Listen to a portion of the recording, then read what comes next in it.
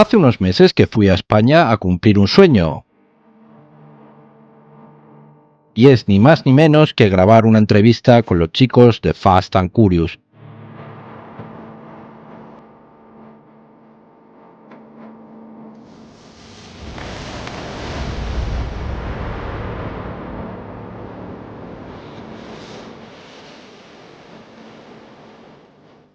Que ahora os dejo aquí íntegra para que disfrutéis de ella. Estoy aquí con los chicos de Fast and Curious y hemos grabado ahora una entrevista y ahora los presento. Bueno, pues aquí tenemos a Rodri y a Mika. ¿Qué pasa? ¿Cómo estáis? Los autores de este maravilloso podcast llamado Fast and Curious, que los que no lo conozcáis y no estáis suscritos ya estáis tardando. Voy a dejar el enlace en la descripción y aquí en el vídeo. Y bueno, Hemos tocado un poquito lo que son las rutas. Vais a ver un podcast muy completo. La verdad es que Ernesto es un crack, vamos, absoluto.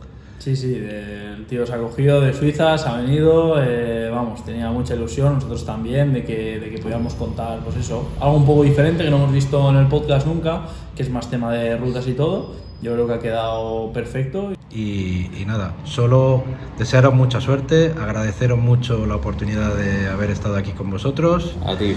Y nada, a suscribirse a Fast and Curious. Ser rápidos y ser curiosos. Eso es.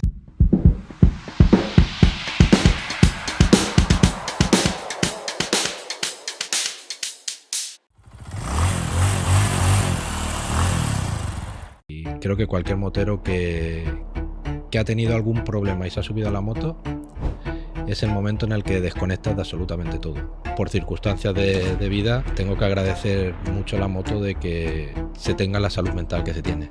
Porque si no fuera por la moto muchas veces costaría. Bueno, no me da vergüenza decirlo, literalmente me tuve que parar a llorar de lo que estaba viendo. O sea, es que era tan espectacular un valle con unas montañas, un camino pequeñito, que estabas allí solo delante de aquella inmensidad que es que te supera. O sea, yo en el país en el que vivo, en Suiza, los límites de velocidad son muy estrictos, tan estrictos como que si te pasas en exceso del límite de velocidad puedes ir directamente a la cárcel. Sí que veo a mucha gente que quiere hacer de piloto de MotoGP en este tipo de carreteras y creo que no son las más recomendadas.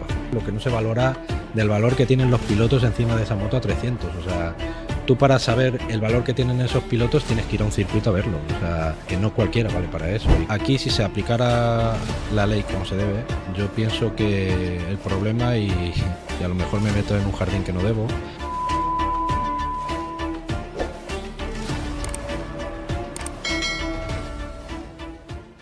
Bueno, Ernesto, bienvenido al canal, tío. Eres un crack de lo que son las rutas de motociclismo y para mí te quería preguntar sobre, para la gente principiante, ¿cuál es la ruta que recomiendas para empezar a moverse en moto?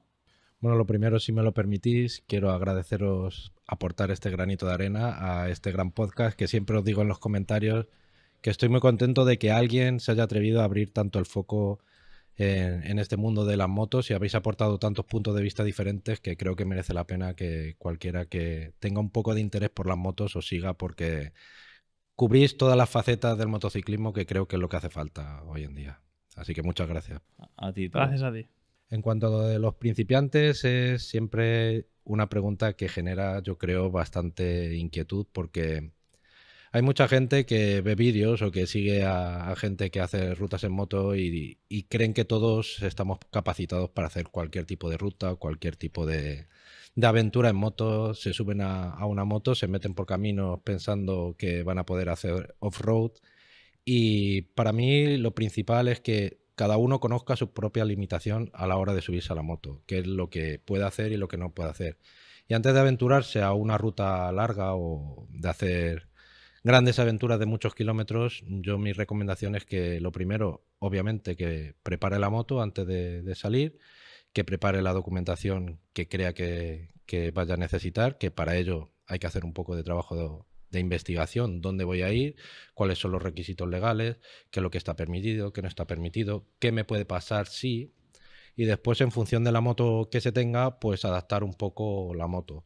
Yo creo que no hay en concreto ninguna ruta que no sea capaz alguien de hacerla. Lo que sí que es fundamental es que cada uno sepa las limitaciones que tiene para poder hacer este tipo de rutas.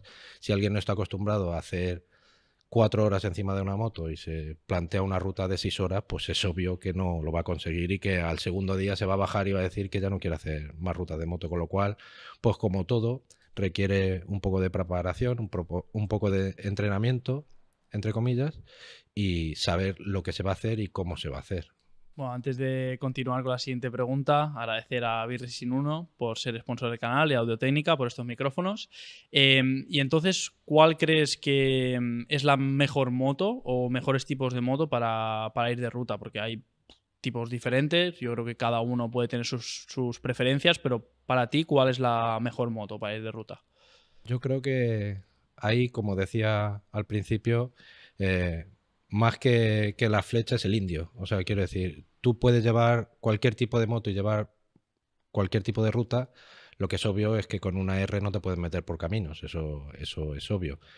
Si ya te quieres meter por ruta de montaña, por carreteras muy reviradas, las R tampoco son los más adecuados. Ahora mismo, pues diría que Naked o Trail Maxi Trail son las motos más polivalentes para hacer este tipo de rutas. Lo primero por las exigencias, por el tipo de terreno que te puedes encontrar. Es verdad que por centro de Europa las carreteras suelen estar bastante bien pavimentadas y no suele haber problemas, pero ir con una moto R, pues tienes que estar parando cada media hora para hacer descansos, y después las curvas muy cerradas, el famoso Stelvio, que supongo que hablaremos a lo largo de la entrevista de él, pues ya vemos lo que pasa en las motos R, que en una carretera estrecha, con poco espacio, con mucha aglomeración de tráfico y todo esto, pues no son las más adecuadas. Pero sí que es verdad que lo principal es que, como digo, la persona que lleva esa moto se atreva a hacer la ruta, que tenga la motivación de poder hacer una ruta y tener la preparación para poderlo hacer, porque por mucha moto que lleves, si no has hecho nunca muchos kilómetros o no has hecho puerto de montaña, o una cosa que la gente no tiene en cuenta, cuando estás en un puerto de montaña a 2000 metros con una carretera estrecha y un acantilado a un lado, ha habido mucha gente que lo ha pasado muy mal porque tienen vértigo o miedo a las alturas, y hay muchas carreteras que a lo mejor, lo que digo, tienes un acantilado de 200, 300 metros de caída y hay gente que no puede, se bloquea, tienen que ponerse a un lateral que a lo mejor en un sentido es posible, pero a lo mejor en el otro no, y lo pasan mal. Son pequeños detalles que parten de lo que hablábamos al principio, la falta de preparación, la falta de mirarte lo que necesitas hacer antes de empezar una ruta, que creo que es fundamental antes. ¿Cómo serían esos pasos para buscar una ruta y encontrar la ideal para ti?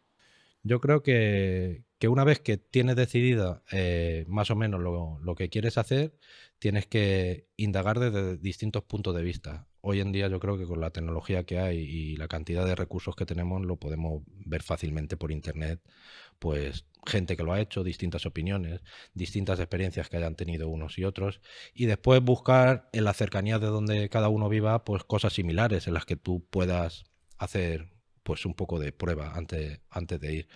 Porque cuando tú estás lejos de tu casa y, por ejemplo, no te has dado cuenta que el pantalón te roza, pues pasar 10 días con un pantalón que te roza, llegas a tu casa con heridas en las piernas, por ejemplo. O unas botas que tú pensabas, no, yo prefiero ir con un calzado que sea cómodo, y llega y después se pone a llover y vas pues todo el viaje con los pies mojados. Entonces, lo primero, pues eso, la preparación de lo que es toda la ruta, mirar distintas cosas, mirar un poco también qué es lo que voy a necesitar durante este viaje. Al principio todos tendemos a llevarnos cosas de más y a por si acaso, y al final te das cuenta que necesitas lo mínimo imprescindible y ya está. Un poco al principio pecas también de llevarte a lo mejor mucho material, mucho repuesto, mucha herramienta que después, hoy en día, a no ser que vayas a sitios muy inhóspitos, es difícil que no encuentres dónde reparar algo si se te estropea. Y sobre todo y ante todo, yo creo que es fundamental, y más porque todos tendemos a grabar nuestros viajes y a quererlos contar, y con los drones hoy en día, por ejemplo, una de las cosas que la gente comete muchas imprudencias a veces es conocer la legislación tanto a nivel de circulación, a nivel de seguros y a nivel de lo que nosotros vayamos a hacer. Límites de velocidad, por ejemplo, que cambian aquí en la Unión Europea dependiendo del país, pues ya sabemos que los límites de velocidad son distintos. Francia con España, que es lo más cercano, Suiza con Alemania, por ejemplo, o Austria. Esos límites conocerlos y adaptarnos un poco también a cada uno de los sitios a los que estemos para, sobre todo, evitar problemas, sobre todo cuando no conocemos el idioma del país donde vamos. Y por lo demás, yo pienso que fundamental es eso, tener las cosas claras, prepararse bien y ponerse un poco en el peor de los escenarios, que nunca pasa, mejor, pero si pasa siempre estás preparado para esas cosas que te puedan ocurrir durante el camino. Sí, y yo viéndolo desde fuera, corrígeme si me equivoco, puede ser que haya dos tipos de perfiles que van a las rutas. Alguien que va a correr, a intentar sacar lo máximo de la moto, y alguien que va a disfrutar. Yo sinceramente, como vengo del mundo de la competición, no me gusta ir de ruta porque voy un poco limitado y ostras, a lo mejor no disfruto yendo lento. ¿Tú esto lo ves estos perfiles y ves que los que van rápido es peligroso? Claramente lo veo y además quien me conozca y me siga sabe que lo digo y lo reitero 1000 veces. Sobre todo yo en el país en el que vivo, en Suiza, los límites de velocidad son muy estrictos, tan estrictos como que si te pasas en exceso del límite de velocidad puedes ir directamente a la cárcel y con multas muy graves. Hace no tanto me escribió un seguidor del canal que me decía precisamente de todas estas advertencias que hacía del límite de velocidad que él lo había vivido. Un día volviendo de ruta, pues ya iba tarde al hotel, se pasó de velocidad, le paró la policía y bueno, pues le tocó pagar una multa de 3.000 euros y le quitaron la moto en el momento, un juicio rápido. Ya le devolvieron la moto al pagar los 3.000 euros y al volver a España pues le pasaron todos los costos judiciales y todo esto. Hay que tener en cuenta que además en la mayoría de los países de Centro Europa, por ejemplo, los radares ni siquiera están avisados. Por ejemplo, en Suiza no se avisan los radares, están todos escondidos. Y desde hace un par de años o 3, además hay policía de paisano que van con las motos vigilando a ver si la gente va en condiciones o no. Y eso en cuanto a lo que se ve, pero lo que no se ve y que también es peligroso, nosotros yendo por carreteras de montaña, sea el país que sea, pues puede que haya animales que han cruzado la carretera también, que dejan sus desperdicios. Y claro, en una carretera a 2.000 metros, en una curva cerrada con un precipicio que no veamos, pues una caca de una vaca, hablando claramente, te puede llevar a que te resbale la rueda y te vayas por el precipicio para abajo. Entonces, sí que veo a mucha gente que quiere hacer de piloto de MotoGP en este tipo de carreteras y creo que no son las más recomendadas. Entonces, se puede ir perfectamente a una velocidad legal, disfrutando, no hace falta que cedan mucho los límites de velocidad. Pero yo creo además que ya que mucha gente sueña con hacer este tipo de rutas, el ir a disfrutar, a hacer las paradas que sean necesarias, a ver el paisaje, a interactuar con la gente, comer comida de la zona, pues pienso que es mucho más interesante que el tener una desgracia que al final solo te lleva muchos gastos y muchos problemas, porque eso es otro de los problemas de cuando estás por ahí, que por ejemplo pues en Suiza es toda la sanidad es privada y todos los gastos que ocasiones del accidente los tienes que pagar tú también, o sea, los daños de la carretera, el transporte. Hay que tener en cuenta que en un puerto de montaña no van a recogerte en ambulancia si tienes un accidente, van en helicóptero y entonces el helicóptero lo tienes que pagar después también. Entonces calcular, pues se va sumando y entonces pues... Mica, pabila, que estamos grabando. Que estamos grabando ya, tío. A ver, que es que me caí el otro día con la moto y he entrado en V-Racing 1 y buah, es que tienen todos los accesorios, ¿eh? La voy a cambiar entera. ¿Es ahí donde pediste que te llegaron en 24 horas? Sí, la verdad es que Roberto y su equipo son súper profesionales y si tienes algún problema te lo solucionan enseguida. ¿Y cómo entro yo ahí? Pues a ver, espabila, que te lo dejo en la descripción, vracing1.com en la descripción. Hostias. Te puede salir la broma bastante cara. Y comparando un poco con España, con Suiza, ¿tú crees que eso se debería implementar aquí también para que no pasaran tantos accidentes? Hombre, ¿a qué te refieres? ¿A los límites de velocidad? Sí, límite, la normativa de, pues, si haces algo lo pagas tú.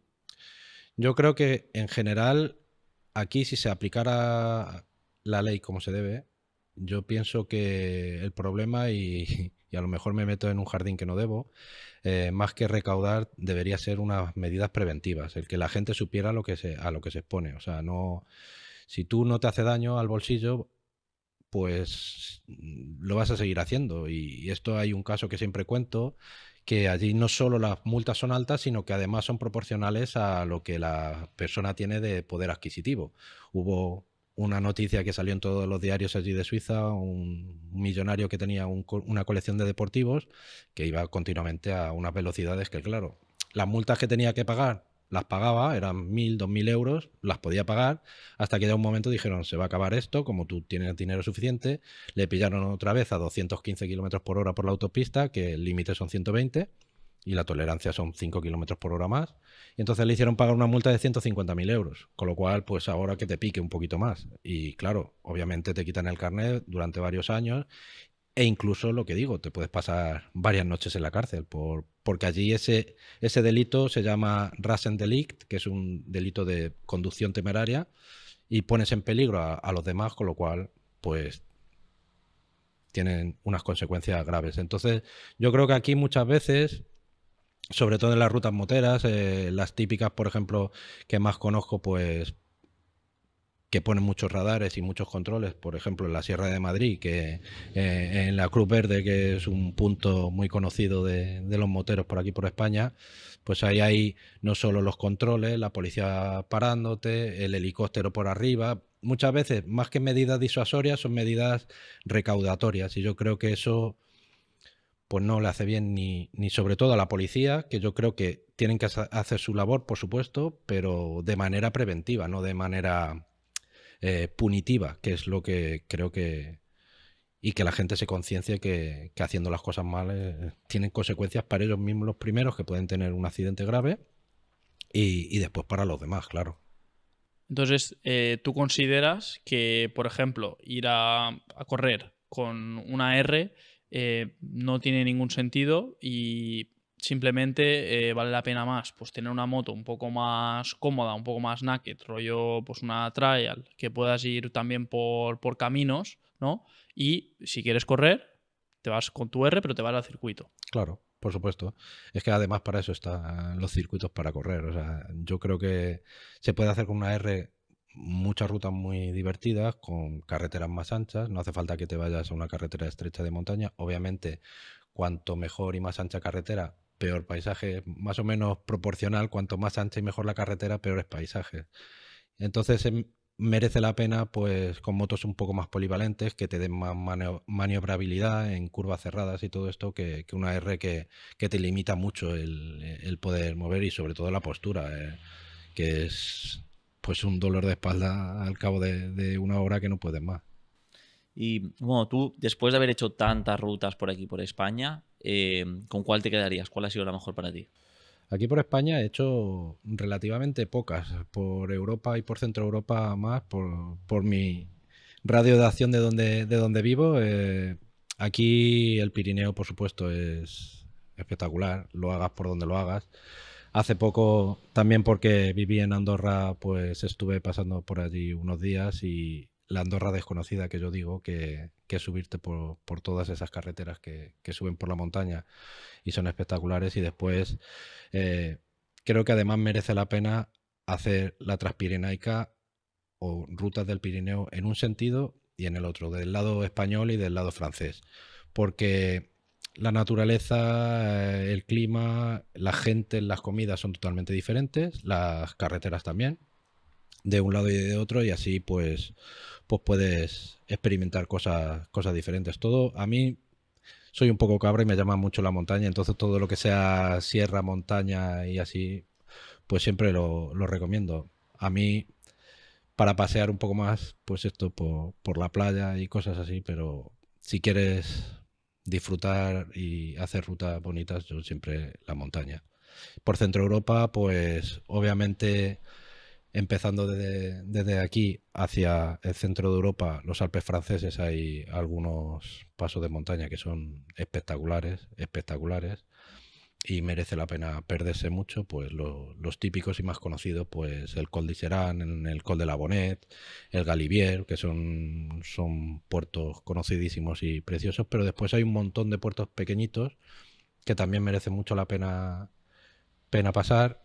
Y cuando se va por carretera, pues lo mejor está en que le capes al navegador todo lo que sea en carreteras nacionales, que te meta por todas las carreteras secundarias, poner muchos puntos intermedios entre medias de los dos puntos que tú quieras recorrer para que te mezcle todavía más la ruta, y así pues tienes asegurado diversión al 100%, porque normalmente vamos de A a B, ponemos eso en el navegador y entonces pues te pone rutas normalmente sencillas. Si tú pones muchos puntos intermedios en medio de estos dos puntos que quieres recorrer, pues siempre intenta buscar las carreteras más reviradas y es cuando empiezas a disfrutar.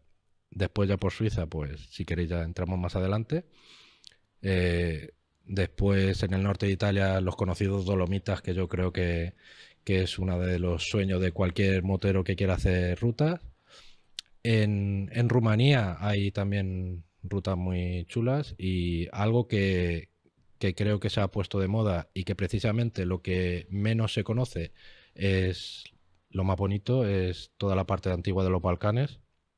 Croacia lo han inundado los alemanes, con lo cual también el precio es mucho más caro, pero el resto de países, Bosnia, Albania, Kosovo, Montenegro, todos esos son países que merecen mucho la pena conocer también, y que creo que será uno de los países en mucho auge en los próximos tiempos. Ahora ha habido gente que empezó a hacer rutas por Marruecos, y sobre todo de gente con moto de trail.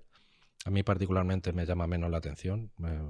No sé, no lo he hecho nunca, pero me llama más la atención la montaña más que el desierto. Pero ahora mismo sí que desde aquí, desde España, hay muchas posibilidades.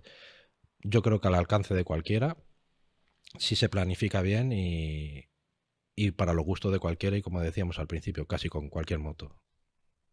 Y, por ejemplo, estás hablando de rutas por carretera. Imagino que fuera de carretera, off-road, caminos, bueno, por España está prohibido totalmente, ¿no? No se puede ir por rutas un poco tal. Imagino que por el centro de Europa es un poco igual, pero ¿de estas rutas has hecho alguna vez o siempre te ciñes a carreteras? Yo normalmente voy siempre por carretera por una razón principal, es que no estoy muy hecho al off-road, y sobre todo porque allí en Suiza están prohibidas. El off-road está totalmente prohibido. Solo puedes ir por algunos caminos que puedan ser transitables. La mayoría o bien son propiedad privada de gente que tienen esas tierras, o parques naturales, y entonces está prohibido. Por la parte de los Alpes franceses, Alpes italianos, por Alemania y por Austria sí que se puede hacer off-road. Pero yo para eso digo, como al principio, hay mucha gente que ve vídeos de motoviajeros por YouTube y se piensa que subirse en una mototrail y que se van a meter por un camino de off-road y lo van a conseguir. Pienso que es fundamental hacer la formación adecuada, como cualquier tipo de moto, pero esto con más razón.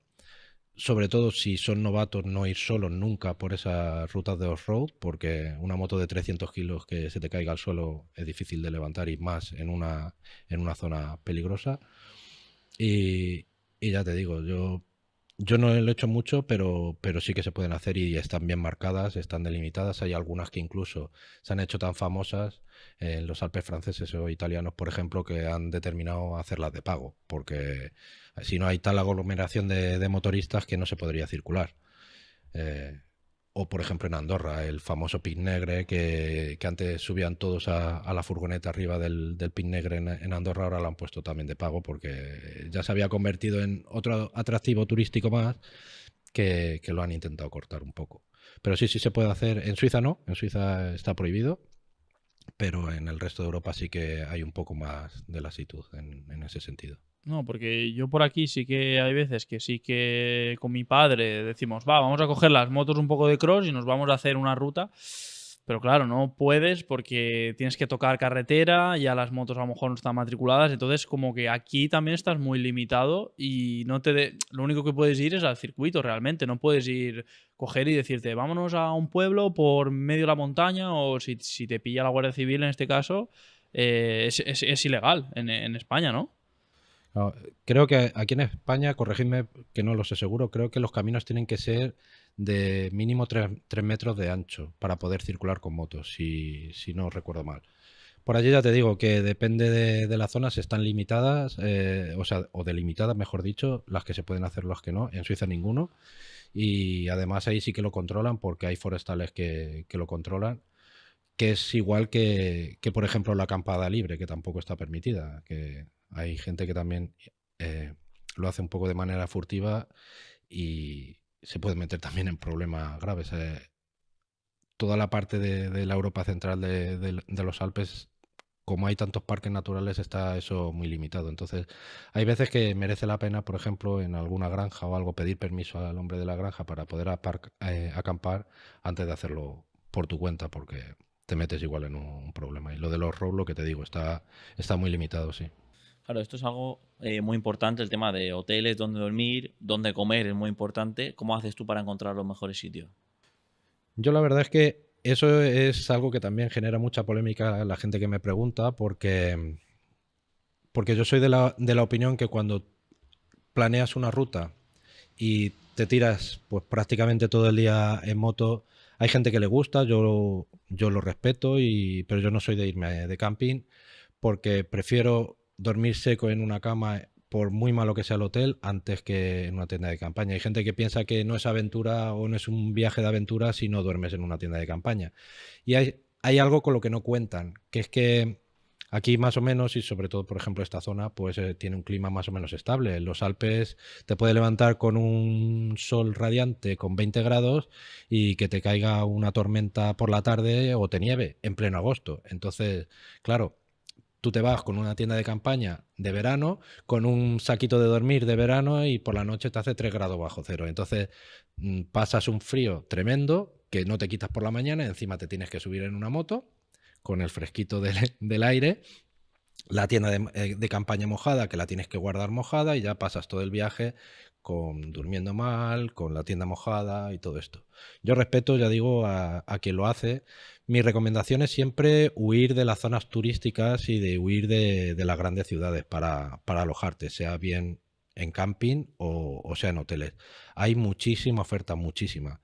Y lo bueno que tiene la Europa Central es que la inmensa mayoría de los hoteles dentro del alojamiento siempre incluyen el desayuno, con lo cual, para los que estamos haciendo rutas, tú desayunas bien y a media mañana no necesitas que te pares en algún sitio a comer. Puedes pasar todo el día más o menos bien, por la tarde cuando llegues a donde llegues cenas y ya está.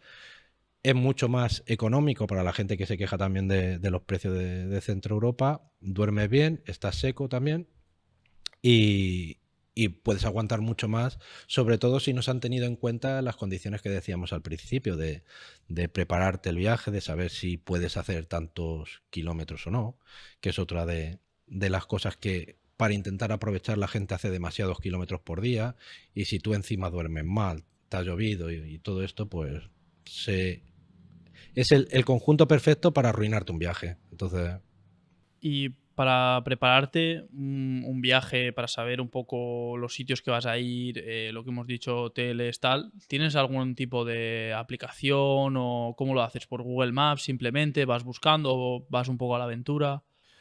yo soy una persona que me gusta dentro del caos tener un poco de orden. Entonces yo siempre me intento preparar lo máximo posible, aunque cada vez más me dejo sorprender. Yo veo más o menos la zona, lo que quiero ver, dónde quiero dormir. Y los hoteles, yo en particular, por ejemplo, que siempre intento quedarme en hotel, los busco con antelación porque en verano suele haber bastante masificación. Entonces, o bien lo reservas con antelación para tener mejores precios, o hay uno de los trucos en una aplicación que todo el mundo conoce, que es Booking, que a partir de las 6 de la tarde normalmente los hoteles ponen precios más baratos para llenar los hoteles si se tienen. Yo normalmente lo que digo, lo único que utilizo es el sentido común, lo primero, el salirme de las zonas más turísticas y más aglomeradas y buscar pues algo sobre todo típico. No irme al típico hotel de 4 estrellas, sino que hay veces que tenemos un concepto también aquí quizá equivocado y lingüístico además, porque pensión en esa zona de allí es un hotel sencillo, pero es un hotel que te va a dar todas las garantías, que puedes dormir muy bien a un precio económico, o la gente que vaya con un presupuesto un poco más ajustado, hay incluso pues habitaciones de muchas camas, con baño común, por ejemplo, tipo albergue, que eso es muy típico de la zona del centro Europa de los Alpes, que te puede salir mucho más barato que un camping, pero estás entre cuatro paredes. Esto es algo que la gente no suele conocer, pero es una opción también muy interesante, sobre todo, por ejemplo, si vas en grupo. Gente que vaya solos o en pareja, a lo mejor pues no quiere meterse con gente que no conoce a dormir, pero gente que se juntan y queremos hacer una ruta por los Alpes, pues esto sería otra opción para ahorrar dinero. Pueden quedarse todos en la misma habitación y les sale mucho más económico. Entonces, yo sobre todo el sentido común, el que sabes que si tú te vas a ir al centro de Viena, por ejemplo, por decir algo, en Austria, te va a salir mucho más caro que si te vas a un pueblo a 30 kilómetros. Y total, pues lo mismo te da. Y, por ejemplo, en cuanto a material, equipamiento y todo eso, ¿qué es lo que recomiendas llevar? Porque antes has mencionado que, bueno, al final siempre llevas cosas de más. ¿Y cuál sería para ti lo principal y lo esencial que debería llevar un motorista en una ruta?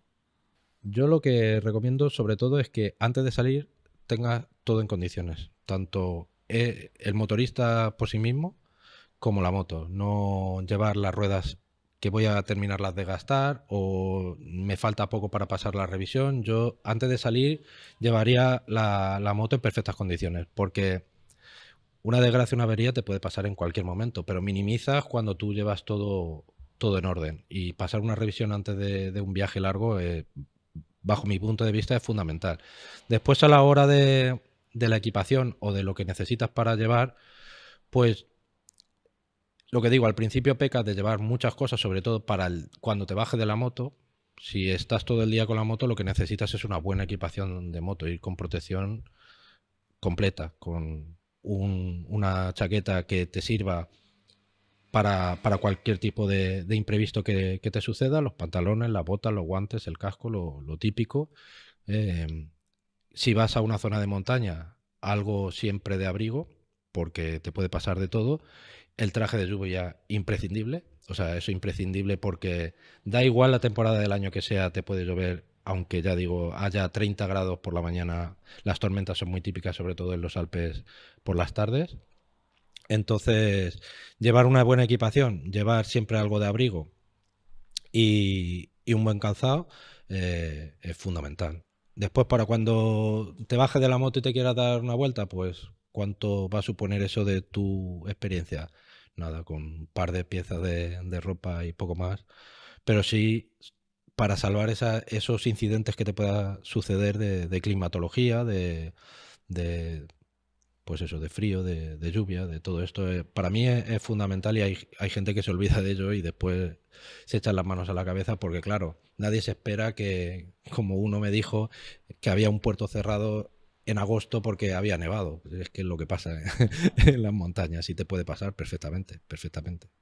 Y en la moto, por ejemplo, ¿qué accesorios crees tú que son imprescindibles para hacer una ruta? Yo me imagino a lo mejor un soporte para llevar el móvil, ¿no? Y puedas ir viendo un poco el mapa, no sé, lo del tema de los puños a lo mejor para calefactables en invierno. ¿Qué más cosas tiene que tener la moto?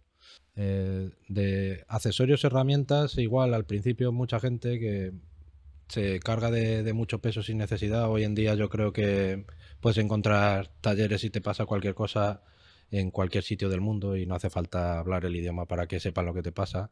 Yo lo que siempre llevo, siempre, pero para evitar estos imprevistos que te puede pasar en el camino, es un kit antipinchazos, eso porque por propia experiencia cuando no lo llevaba pinché y tuve la suerte de que estaba cerca de un pueblo y me pudieron poner una mecha y después ya seguí andando, pero ahora ya siempre llevo el kit antipinchazos, llevo un inflador automático, una linterna fundamental por si te quedas tirado en algún sitio y baterías de repuesto por si acaso, porque si llevas solo la linterna pero llevas mucho tiempo sin utilizarla, luego la enciendes y no tienes. Obviamente los chalecos reflectantes, todo esto. Y después pues el tema de tecnología, hay muchas motos que ya vienen con el navegador integrado, algunas, y si no pues soportes Hay gente que incluso llevan varios soportes. Yo con uno ya me vale, es suficiente. Y yo creo que poco más. O sea, cuanto más te cargues de cosas, más te va a pesar la moto, más difícil va a ser salir, depende de qué momento. Y no hace falta que te vayas a grandes rutas de off-road en la propia carretera con una inclinación de 15 grados. Como cuanto más peso lleves, más difícil te va a ser moverla si lo necesitas. Entonces, yo creo que hoy en día, salvo rarísimas excepciones y salvo que te vayas a sitios muy inhóspitos o te veas solo en medio del campo, pues es muy difícil que no encuentres algo que te pueda solucionar la papeleta, vamos, digo yo. Y a nivel, por ejemplo, de neumáticos, ¿cambia un poco dependiendo la época del año? Hombre, allí imagino que más frío, ¿cambia un poco el tipo de neumático o el de calificación no lo montas, ¿no? No, ¿O sí? ese no hace falta. Los slicks los dejo en casa. No. No, yo. Lo que sí no es necesario, por ejemplo, ir con ruedas de tacos si vas a ir solo por carretera. Eso yo creo que cae por su propio peso. Hay gente que ya está acostumbrada a ir con ruedas de tacos o semi, y entonces pues ya van cómodos. Y sobre todo es lo que, una vez redundar en lo mismo, tienes que estar cómodo en lo que tú estás haciendo. Si tú estás acostumbrado a llevar la moto de una manera, pues el cambiar para un viaje te puede hacer que estés durante todo el viaje pues incómodo. Si tú estás acostumbrado a llevar ruedas de tacos, continúa con la rueda de tacos, pero no es necesario. Allí con ruedas mixtas de carretera es suficiente. Yo no monto nada especial. Porque lo que digo, yo tampoco me meto mucho por off-road. Las carreteras peores con mis neumáticos son suficientes y no hace falta. Si hablamos de sensaciones, para ti el hacer las rutas, ¿qué sensaciones te transmiten? Para mí, esto es, yo creo, lo que ya hemos hablado antes, y creo que cualquier motero que ha tenido algún problema y se ha subido a la moto, es el momento en el que desconectas de absolutamente todo. Y entonces cuando tú estás haciendo una ruta por algún sitio que sobre todo no conoces, que te sorprende por los paisajes o por cualquier cosa, a mí, este verano lo pensaba mucho en la ruta que hice por Dolomitas. Mira que estoy acostumbrado a ir por Suiza, por paisajes espectaculares y montañas impresionantes, pero sí que es verdad que los Dolomitas me transmitieron una sensación de qué diminutos somos y qué pequeños somos en esto, que nos creemos que somos algo y tenemos esta inmensidad de montañas aquí que nos hacen así de pequeñitos. Y para mí es un poco la conexión. La moto te da la libertad, y es lo que dice mi hijo siempre, que con un coche vas en 2D y en la moto vas en 4D. O sea, estás sintiendo absolutamente todo, la temperatura que hace, la humedad, el olor. Te transmite muchas sensaciones, y para mí el momento que estoy en la moto me desconecta de absolutamente todo. Yo tengo que decir siempre que por circunstancias de vida tengo que agradecer mucho a la moto de que se tenga la salud mental que se tiene, porque si no fuera por la moto muchas veces costaría. Y es subirse a la moto y se te olvidan todos los problemas. Yo la llamo mi compañera porque es así. Cada vez que tenía cualquier problema o lo que sea, te subes y te vas en una ruta, te pruebas a ti mismo, sabes cuáles son tus límites, qué es lo que pensabas que podías hacer, qué es lo que no podías hacer. Descubres sitios distintos, personas distintas, comidas distintas, tradiciones distintas, y todo eso al final son experiencias que yo creo que es lo que te llevas. Por mucho que tú en esta vida quieras guardarte dinero, riquezas o posesiones, al final te llevas experiencias, y esas experiencias de estar en contacto real con el medio que te envuelve, para mí es lo más emocionante de todo, y lo que para mí lo que más me llena y lo que más me motiva a seguir haciéndolo. O sea, es impresionante. ¿Recomiendas también ir solo para abrirte un poco más, pues a conocer a gente, obligarte, ¿no? a relacionarte más? Pues eso, y habréis oído 40.000 ejemplos por las redes de gente que ha hecho rutas. Depende mucho de la gente con la que vayas a salir. Si tú ya conoces a tus compañeros de ruta y te llevas bien, probablemente esa ruta funcione porque ya os conocéis de antes. El problema es cuando tú no has hecho demasiadas rutas con alguien y te planteas un viaje de 4.000, 5.000 kilómetros. Y como eso no funciona bien, son 4.000 o 5.000 kilómetros que yo conozco a gente que se han ido a Cabo Norte y a medio camino se han vuelto porque no los aguantaban. Entonces, yo creo que es fundamental en ese proceso de preparación, de entrenamiento, de ver cómo hacemos esta ruta, también hacerlo con la gente que te vayas a ir de ruta para comprobar. Hay gente que no le gusta para nada pararse en restaurantes a comer, hay gente que sí, hay gente que prefiere un bocadillo sentados en una piedra y hay gente que prefiere comer a servilleta puesta, como se suele decir.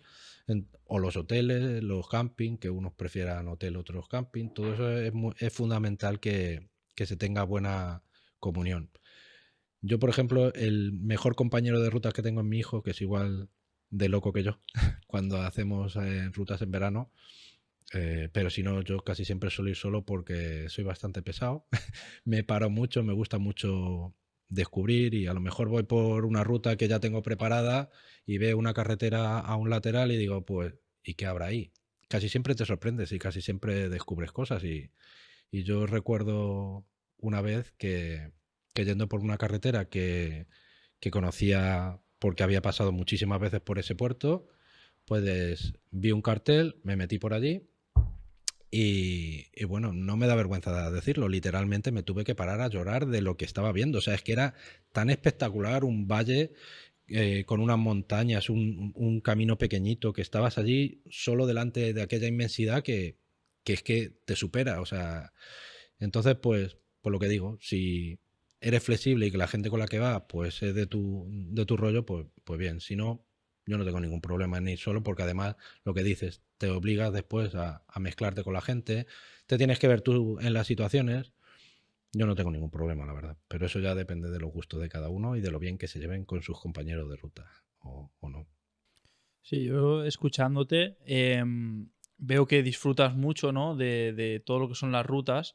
Yo poniéndolo en mi ejemplo, digamos, yo siento lo mismo yendo rápido al límite en un circuito, cosa que tú a lo mejor, no sé, no lo disfrutarías igual, o cuando ganas una carrera, y veo que tú puedes conseguir digamos, este disfrute de ir en moto, pero por tu cuenta, viendo los paisajes.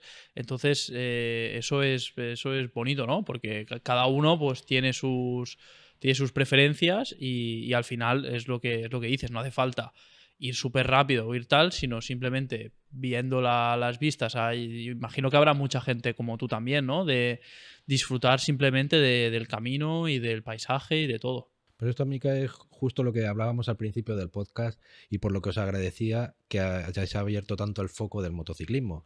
Porque ni tu opción ni la mía es la perfecta. La tuya es la perfecta para ti y la mía es la perfecta para mí. Entonces, lo bueno es que seamos todos igual de tolerantes, como estás diciendo, en que a ti te gusta eso, te va bien, a mí me va lo mío, ni lo tuyo es lo mejor, para ti sí, pero para mí también. Y hay mucha gente que critica, Mica, qué flipado, que solo correr. Pues no, pues yo, por ejemplo, te tengo que decir que a mí me daría muchísima envidia, y me da mucha envidia, de no poder hacer lo que haces tú, porque yo también disfruto de la MotoGP, de las carreras, y me da muchísima envidia no haber podido hacer lo que haces tú, por ejemplo. A mí me hubiese encantado, cosa que ni he podido ni creo que me atreviese, sinceramente. O gente que a lo mejor dice, es que solo vas por carreteras, es que ¿por qué no te metes por caminos? Es que pues para irte por caminos tienes que estar preparado, te tiene que gustar, tienes que disfrutar con ello, o con las motos igual. Es que ¿por qué vas con esta moto y no con la otra? Pues es que cada uno tiene que ir con la moto que le haga sentir cómodo encima de la moto, y al final todos disfrutamos de las dos ruedas de una o de otra manera, sea por caminos, en circuito, en carretera o en lo que sea. Sobre todo es hacerte sentir bien. Y en relación a la pregunta que me decías, pues que te desconecte y que te haga pues disfrutar de eso, de la moto, ¿no? Para ti, bueno, los paisajes más impactantes entiendo que serán por los de Suiza, ¿no? Donde vives. ¿Cuál es la ruta que más te ha impresionado por allí? Pues allí, en Suiza, bueno, me han impactado mucho, no solo los de Suiza, los de Francia, los de los Alpes franceses, como digo, hubo algunos momentos que fueron impresionantes también, porque no te esperas, sobre todo porque no los conoces. Cuando la ruta que sea, por el país que sea, cuando tú no conoces la ruta, pues lo que digo, este año, por ejemplo, en los Dolomitas, cuando volvíamos hacia el Red Bull Ring, que fue el final de nuestra ruta, pasamos por algunos de los puertos también importantes de la zona, uno que es muy conocido en Alemania, que se llama Großglockner, y nos equivocamos al principio porque el navegador te decía otra cosa, y cuando ponías la ubicación te llevaba a la montaña, no te llevaba al punto al que queríamos ir, y por casualidad nos metimos en un parque nacional, y bueno, pues eso fue espectacular porque había un montón de cascadas a los lados, un sitio espectacular. Entonces descubren mucho. Allí en Suiza, por ejemplo, pues lo típico y lo que va a toda la gente es la llamada Ruta del 9, que supongo la habréis oído muchísimas veces. Y esto es algo que siempre discuto con toda la gente que me pregunta, porque nadie sabe decirme realmente cuál es la Ruta del 9 para ellos. Yo siempre digo que esto ha sido algún invento de algún español para intentar optimizar el tiempo y los recursos de la mejor manera posible, porque si tú vas allí a Suiza y preguntas a cualquier suizo la Ruta del 9, nadie te va a saber responder porque no existe allí la Ruta del 9. Lo más parecido a lo de la Ruta del 9 que dicen aquí en España es la Ruta del Rey. La Ruta del 9, más o menos, para que se ubique la gente, es el famoso Furka Pass, el Grimsel Pass y el Susten Pass. Y hay algunos que unen el Nufenen Pass, otros el Gotthard Pass, otros el Overall Pass, otros que dicen que entra todo, otros que no saben muy bien decirte. Entonces allí lo que sí que se conoce es la Ruta del Rey o Königsroute, que se llama, que es el Furka Pass, el Grimsel Pass y el Susten Pass. Es una ruta circular que esa es espectacular porque eso hay que verlo, pero ¿cuál es el problema? Que toda la gente va a hacer eso y en verano está súper masificado. O sea, hay momentos en que literalmente no pueden ni aparcar de la cantidad de vehículos que hay. Poco más o menos lo que pasa con el Stelvio, el famoso Stelvio, pues igual. Entonces, hay muchos puertos muy bonitos que la gente no conoce tanto, que son también igual de espectaculares o más, y que al estar menos transitados, pues puede circular mejor, o incluso esos mismos puertos, dependiendo la hora del día a la que vayas, pues merecen más la pena o no. Por ejemplo, el Furka Pass, con el famoso Hotel Belvedere, que todo el mundo va allí a hacerse la foto, yo lo recomiendo siempre por la mañana temprano. Después por la tarde o al mediodía suele haber muchísima gente y después a final de tarde. El Susten Pass, por ejemplo, es un espectáculo por la tarde. Yo, si tienen oportunidad de ir al Susten Pass por la tarde, siempre por la tarde, porque la puesta del sol con un glaciar que hay, que se llama Steingletscher, es precioso, y con la puesta de sol aún más. Y el paso del Stelvio, pues ahí habréis visto seguramente, y si no, pues la gente que nos están viendo seguro que han visto 1000 vídeos de motos cayéndose en las curvas, porque son curvas muy cerradas y no sé qué. El paso del Stelvio lo ponen como muy peligroso, pero yo creo que el peligro del Stelvio es precisamente la masificación de gente que hay. Hay mucha gente que, como decía, que se creen pilotos de MotoGP o pilotos de Fórmula 1 y van con deportivos por esos puertos a toda velocidad a horas que no corresponden. Entonces, en horas puntas se juntan muchísima gente allí y ese es el peligro de estos grandes puertos. Lo mejor es ir a primera hora de la mañana o a última hora de la tarde. Y entonces, pues, menos conocidos, pues hay uno muy cerca de todos estos que hemos dicho de la Ruta del 9 o la Ruta del Rey, que se llama Clausen Pass, que es un espectáculo de bonito. O ya puertos más pequeños, por ejemplo, que no conoce la gente, por la zona de Interlaken hay unos cuantos que son muy, muy bonitos.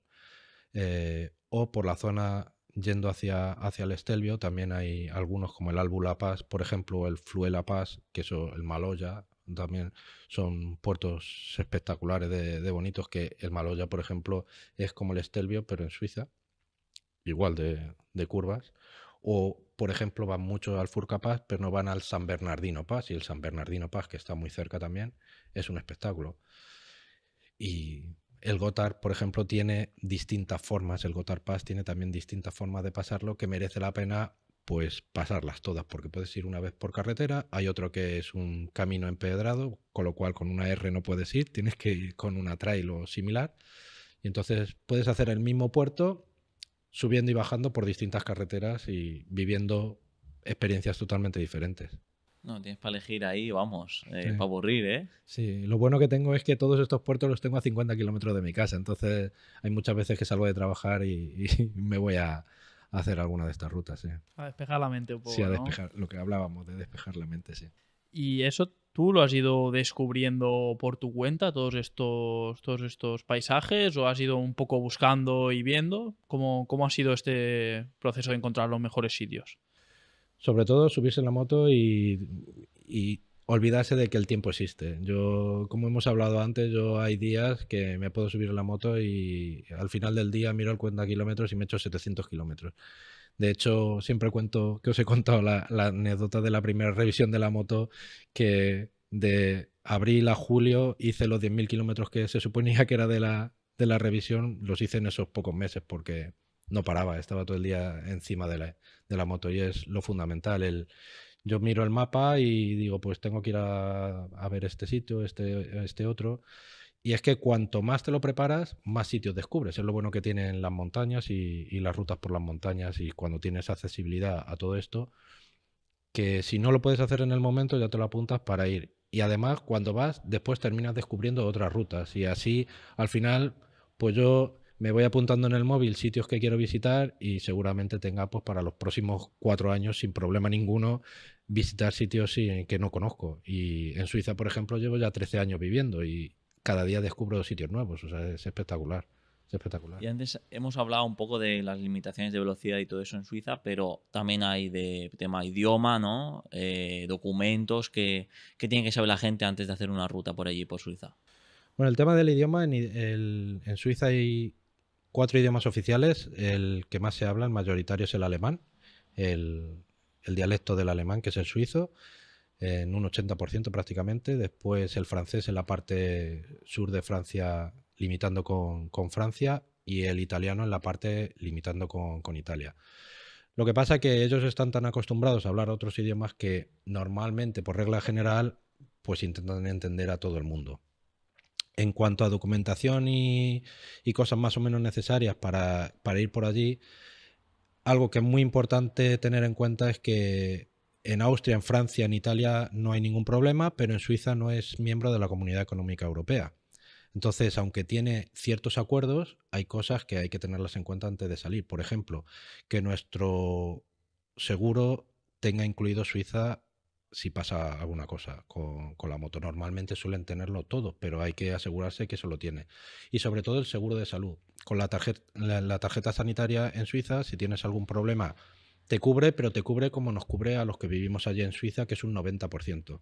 Nosotros, la sanidad es privada y pagamos un seguro de salud que cubre un 90% de los gastos sanitarios. El 10% restante siempre te lo pagas tú. Entonces, la tarjeta sanitaria europea, que es totalmente recomendable si vas por Europa que la lleves, solo te cubriría un 90% de los gastos sanitarios.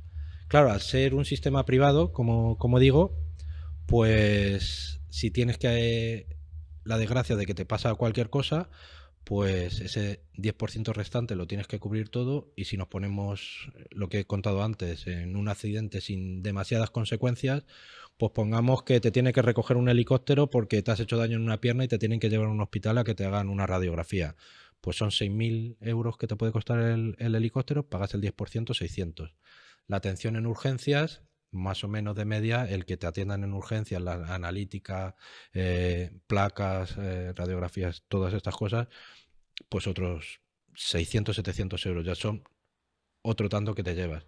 Con lo cual, pues no cuesta ningún trabajo que si vas a ir por allí, lleves un seguro además adicional.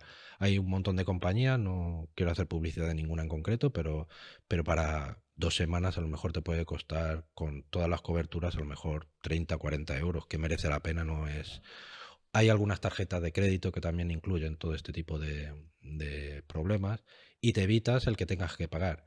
Y una cosa que la gente también me discute mucho es el tema de lo de la viñeta, por ejemplo, en Suiza. Que hay gente que dice, ya no me voy a meter por autovía, no cojo la viñeta. La viñeta es una pegatina que se lleva, ahora se puede incluso de manera virtual, no hace falta que la lleves pegada a la moto si no quieres. Ahora ya por internet te la puedes poner y no hace falta que la lleves.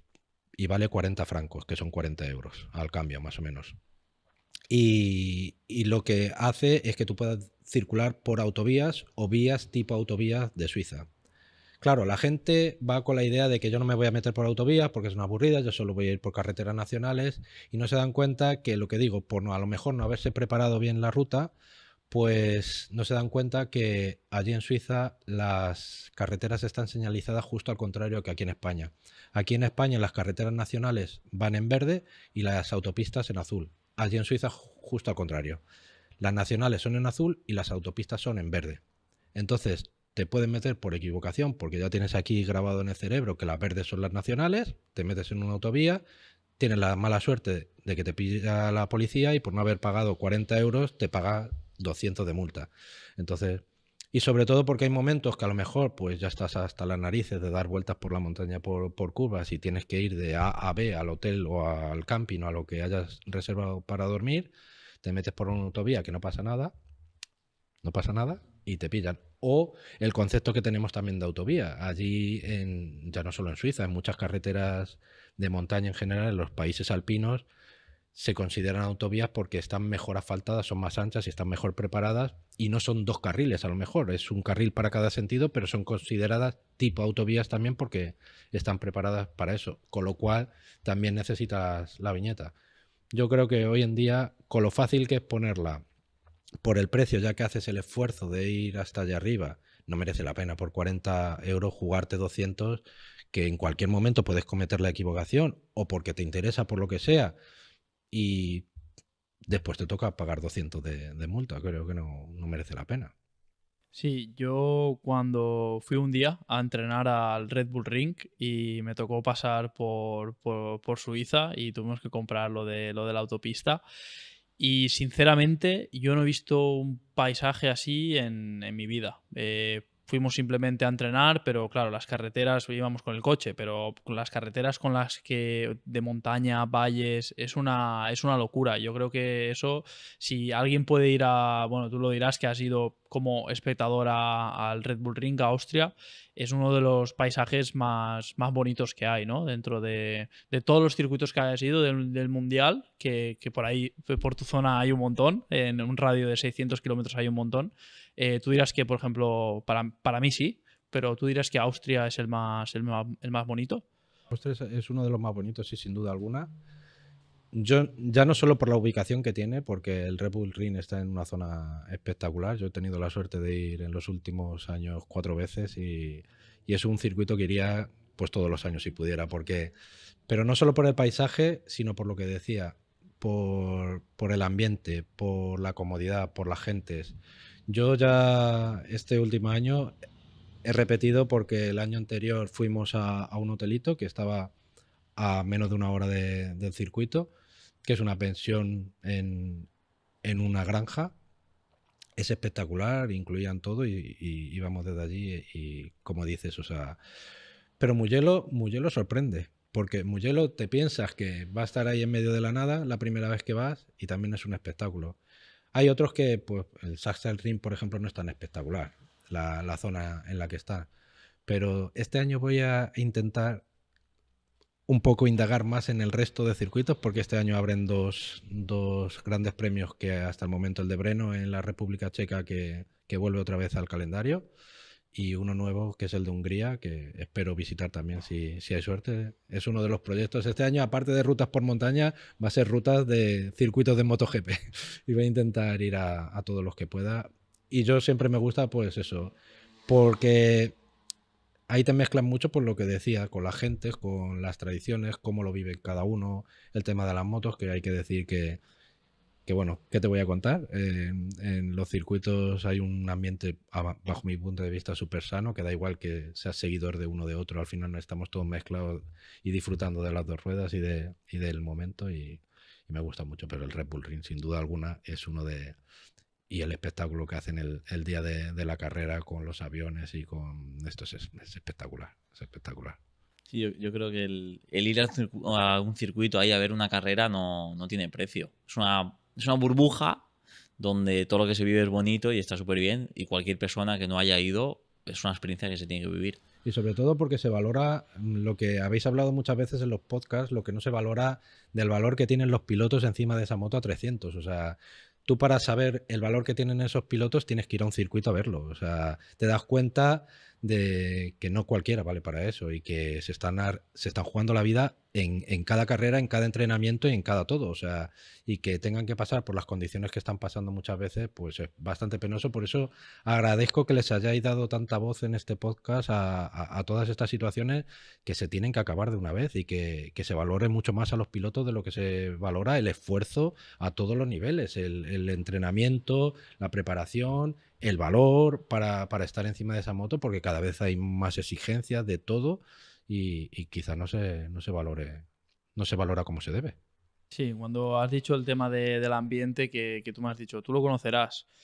Yo estoy en el otro lado. Yo estoy en el lado de la burbuja que ha dicho un poco Rodri. Ahí cuando estás metido dentro del paddock, digamos que tú solo estás centrado en lo que pasa en la pista y realmente disfrutas poco de todo lo que hay fuera, ¿sabes? De todo el ambiente de la gente. Yo creo que como aficionado, en este caso se disfruta más y puedes valorar más lo que es todo el tema de las carreras. Al final el piloto llega al aeropuerto, coge el coche, se va al circuito, del hotel al circuito y al aeropuerto otra vez. Entonces es un poco, el ambiente es un poco diferente, pero obviamente se disfruta en la pista, que el aficionado puede, pero ya te digo yo que de aficionado, estando más tranquilo con tu refrigerio ahí en la grada, pues se pasa mejor. Y se pasa además bien en lo que hablábamos en enlace con lo que llevamos hablando estos minutos de la ruta, porque también en la ruta te encuentras a mucha gente que van a los circuitos o que vuelven y eso es muy divertido y muy agradable. En cada país cómo lo viven de manera diferente. Lo pasionales, por ejemplo, que son en Italia, en los circuitos, y los cerveceros que son en Austria, por ejemplo. Sí, es una manera totalmente diferente de vivir todo. Y en cuanto, volviendo un poco antes a lo de las rutas, habrás vivido muchísimas cosas en carretera. ¿Cuál ha sido lo más impactante o lo más loco que has podido vivir en una ruta? Pues tendría que pensar.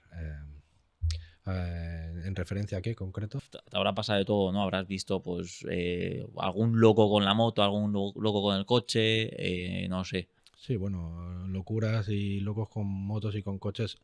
Por eso yo creo que para que te respeten tienes que dar tú también un poco ejemplo y hacer que te respeten. Entonces creo que nos hacemos un flaco favor cuando los motoristas vamos por sitios que no debemos a velocidades o en condiciones que no debemos. Eso por una parte, pero sí que he visto, pues por desgracia, cosas graves, accidentes, gente pues que por no respetar las normas, ya no solo motociclistas, sino otros vehículos, pues autobuses despeñarse por acantilados, cosas así. Pues es complicado, cuando ves una cosa así es complicado y más yo que de profesión soy enfermero, pues te impacta. Y condiciones climatológicas, lo que digo, de levantarte por la mañana, hoy qué buen día, hoy para hacer una ruta, vas tranquilo y de repente pues se te pone a granizar o cosas así, o crecidas de agua, cosas así que no sabes muy bien qué hacer.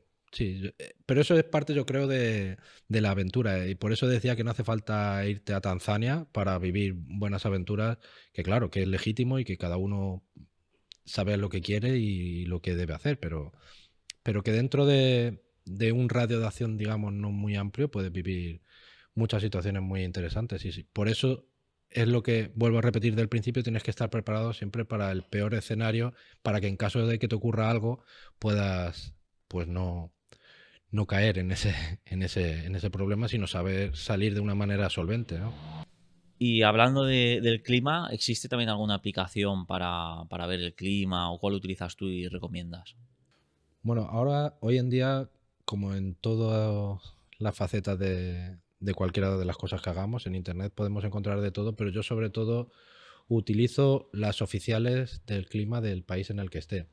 Y sobre todo, dentro del clima, lo que se llama el radar meteorológico, o sea, el movimiento de las nubes que va haciendo, el que se prevé que va a hacer las nubes. Así, cuando planificas una ruta, puedes ver más o menos si las nubes, sobre todo las que van cargadas de lluvia, van a pasar por la ruta por donde tú vas a hacer y esquivarlo, y eso lo he utilizado y me ha servido en muchas ocasiones, el utilizar este radar meteorológico, porque hay veces que no cuentas con ello y te metes justo en el ojo del huracán. Entonces, en Suiza hay una aplicación oficial que se llama meteoswiss.com, y ahí en el radar meteorológico te pone a tiempo real cómo se van a mover aparentemente las nubes. Entonces es lo que digo, en cualquier momento del año te puede hacer cualquier tiempo de lo que sea. Entonces es bastante interesante a la hora de planificar una ruta, más que la previsión general con los solecitos o las nubes o lo que sea, cómo se van a mover las nubes, porque así puedes decir, pues en vez de irme por este lado que tenía planificado, me voy a ir por este porque las nubes justo van a... y haces un rodeo de la nube y te evitas todo el problema.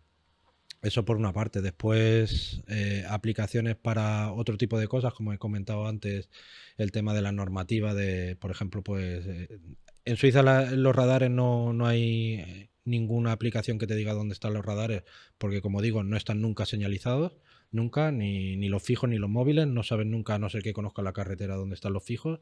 Entonces eso no, pero para los drones, por ejemplo, sí que es importante la gente que se grabe sus rutas y se lleve sus drones y todo esto. La normativa es similar a la europea, pero con ciertas modificaciones.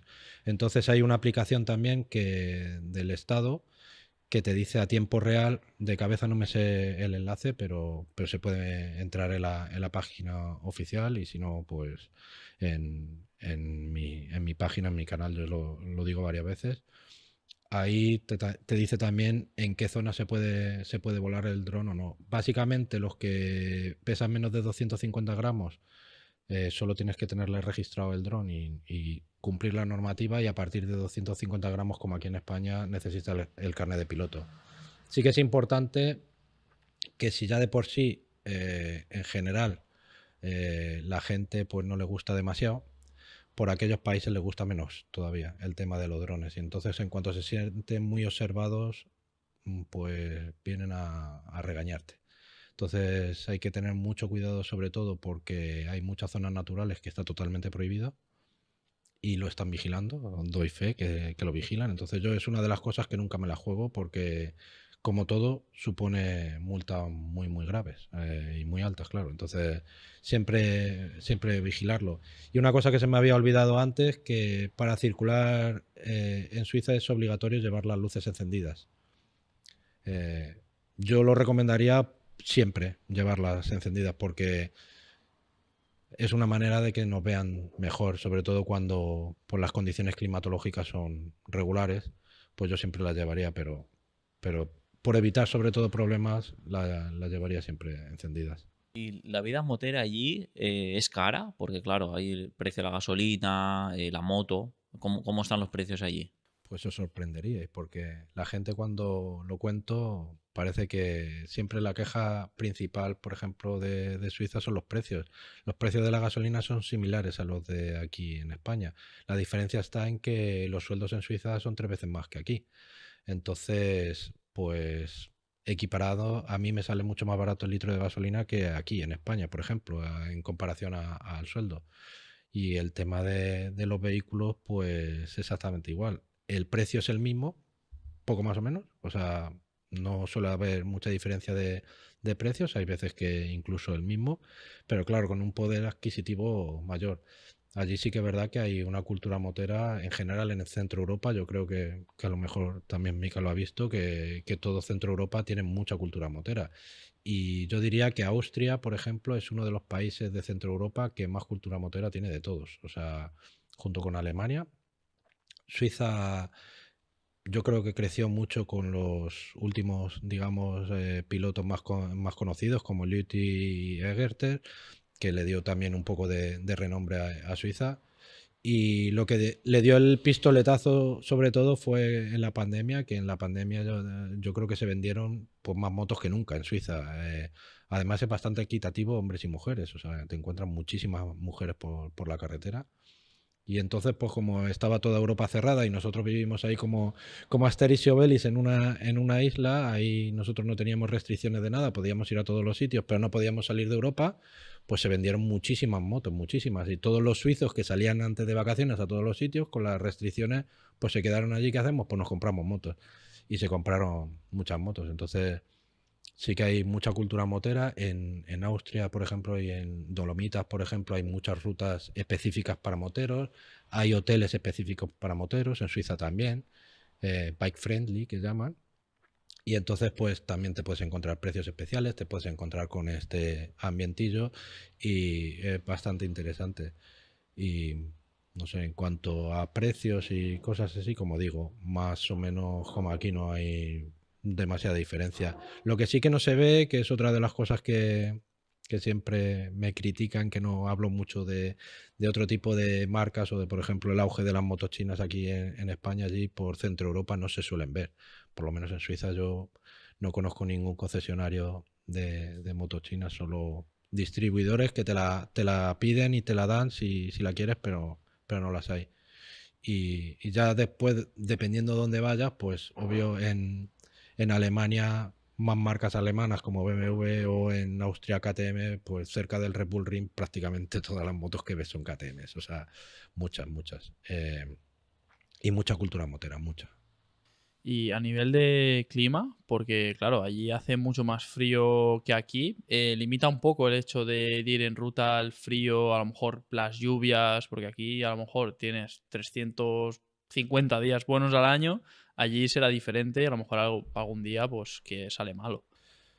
Por regla general yo digo siempre que para ir tranquilo es de mayo hasta octubre, principios de junio para no equivocarme hasta octubre, salvo raras excepciones. El año pasado, por ejemplo, hubo nevada muy tarde y todos los pasos se abrieron a mediados de junio.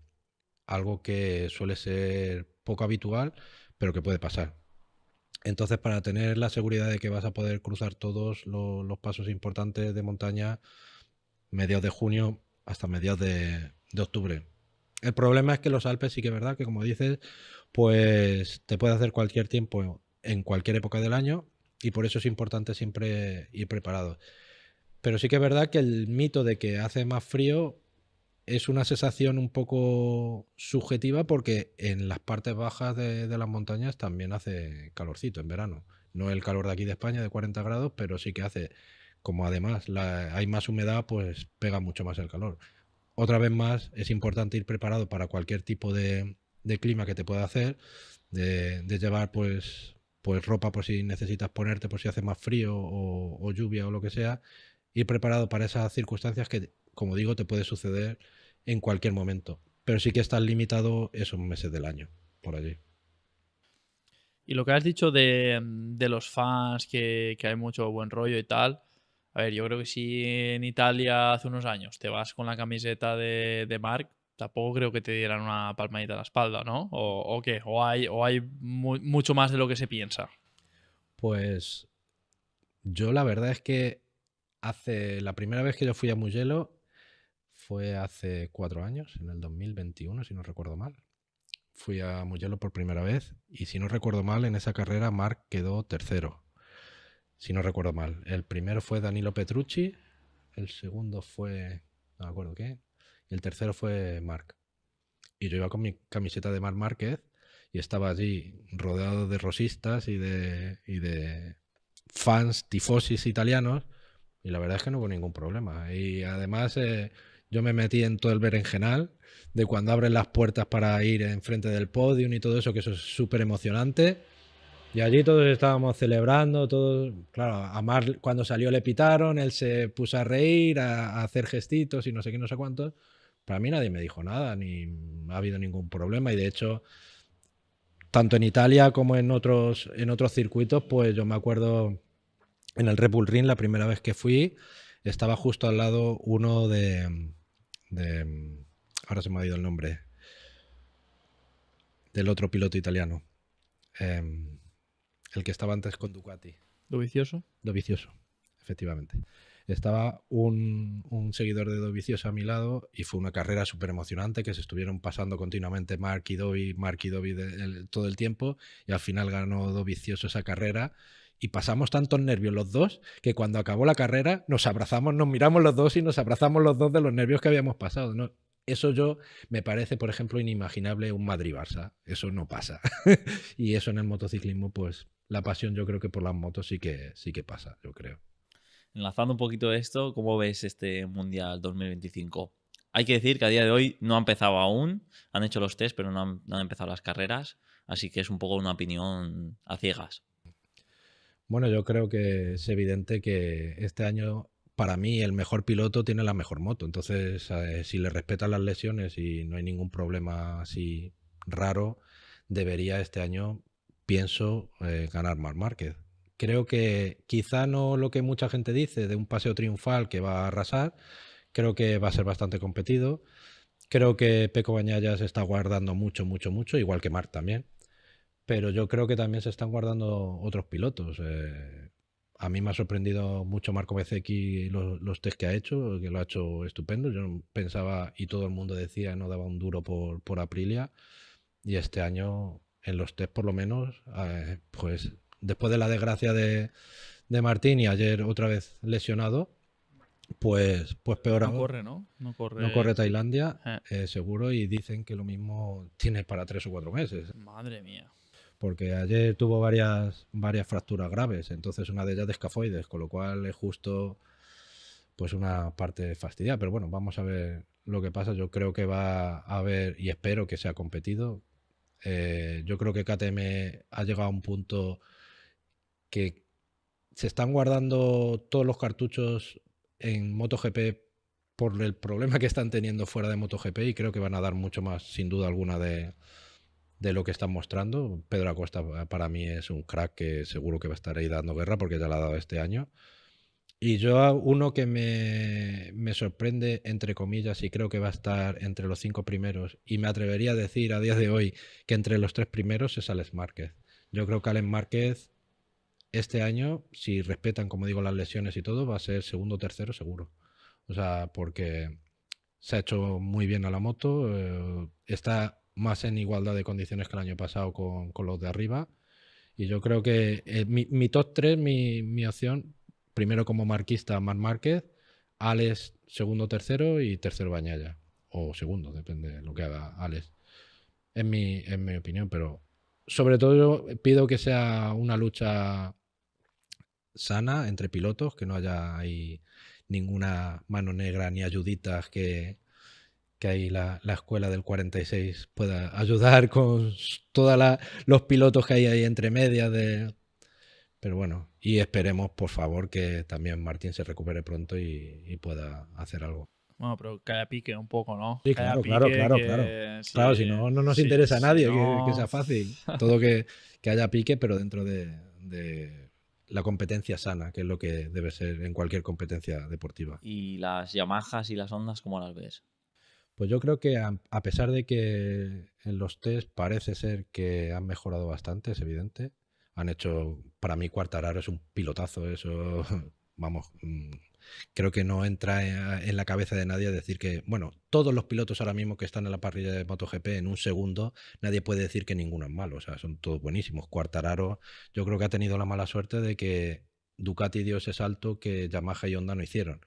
Este año parece que en los test también han mejorado bastante.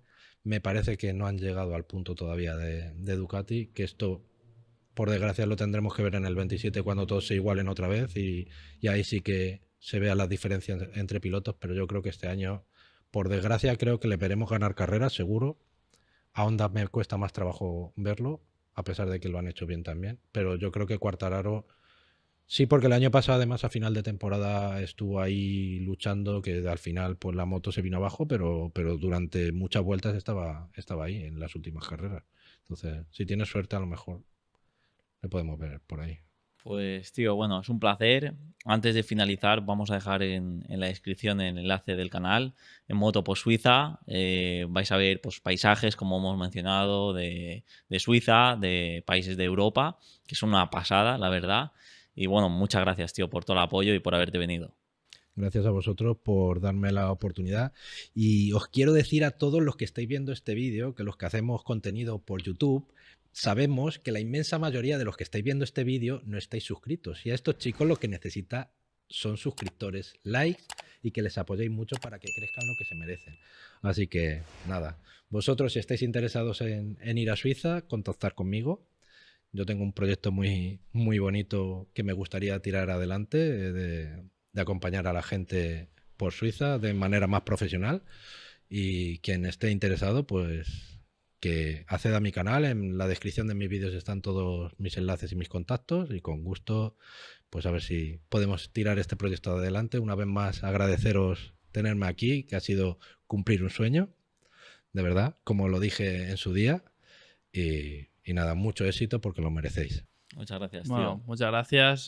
Bueno, lo dicho, que nos ayudáis un montón si os suscribís. Al final están un 70% que ven los vídeos no están suscritos, y al final nos ayuda a que el canal crezca, a traer mejores invitados, al final que esto vaya para adelante, que podamos traer a nuevos invitados que nos den opiniones diferentes. Y bueno, como siempre, muchas gracias y nos vemos en el próximo vídeo. Chao. Chao.